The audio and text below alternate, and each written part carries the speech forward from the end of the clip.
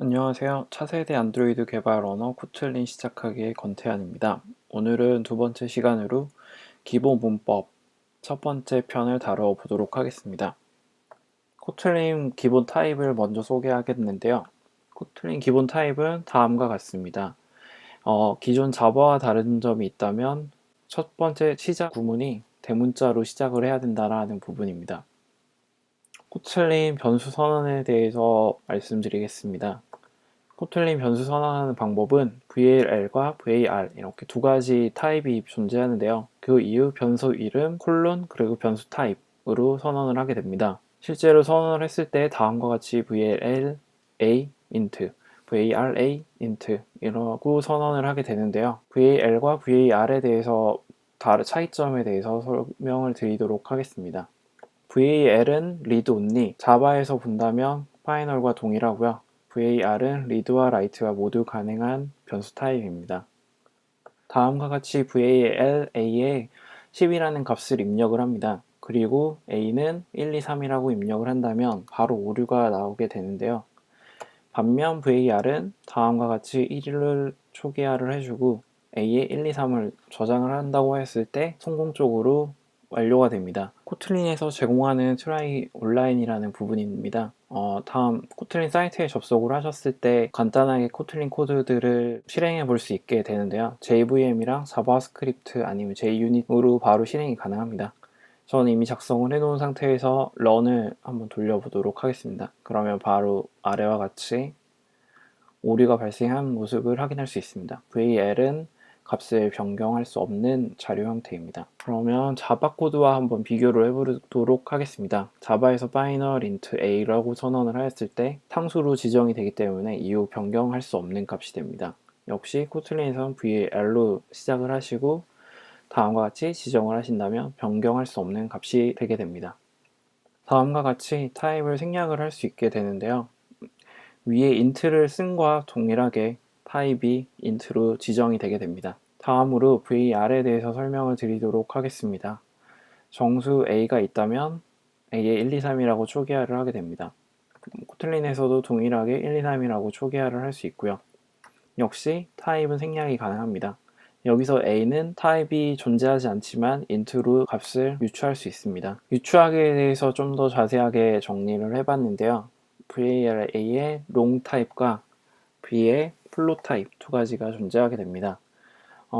위에서 long은 원래는 long에다가 L이라고 값을 입력을 해줘야 되는데 저는 여기서는 생략하였습니다. 실제 유추하기에서는 다음과 같이 1, 2, 3 L이라고 입력을 해주어야 long 타입으로 유치가 가능하고 float 역시 F로 지정을 해주었을 경우에만 float으로 유추가 됩니다. F와 L을 각각 생략하게 되면 long 타입은 int로 초기화가 되고요. B 같은 경우에는 F가 없기 때문에 더블로 유추가 됩니다. 코틀린의 클래스를 살펴보도록 하겠습니다. 코틀린의 클래스는 일반 자바와 동일한데요. 클래스 키워드 말고도 여러 개가 있는데 이 부분은 나중에 다뤄보도록 하겠습니다. 클래스 내부에 다음과 같이 함수를 정의할 수 있습니다. 그러면 함수에 대해서 살펴보도록 하겠습니다.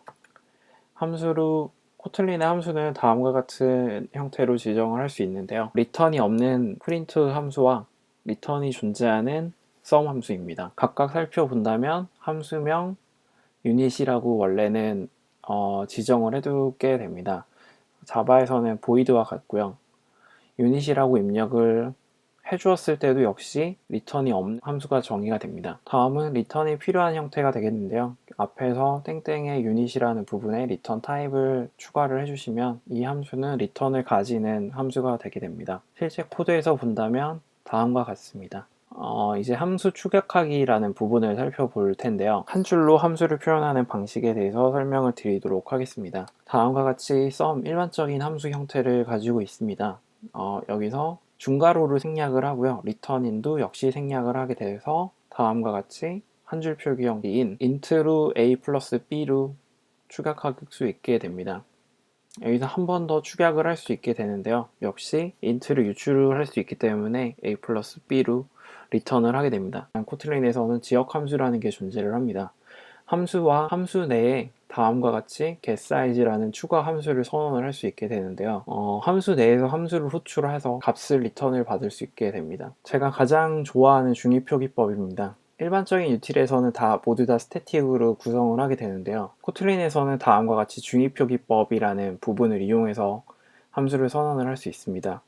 일단 중위표기법은 앞에 보시는 바와 같이 펑션으로 시작을 해주고요.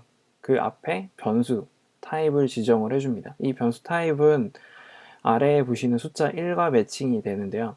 그 1점 숫자 아무거나 사용을 하고 1점 max라는 값을 호출해서 실 뒤쪽에 x의 값을 추가해주는 방식이 중위표기법이 되겠습니다. 저는 이러한 방법을 통해서 유틸리티를 많이 생성해서 사용을 하고 있습니다.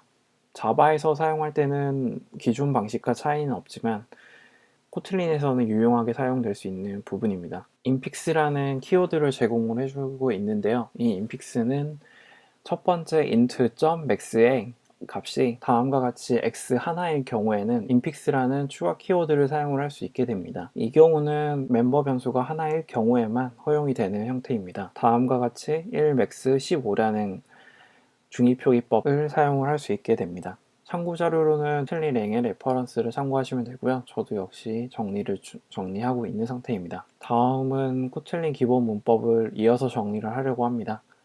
여기까지 들어주셔서 감사합니다.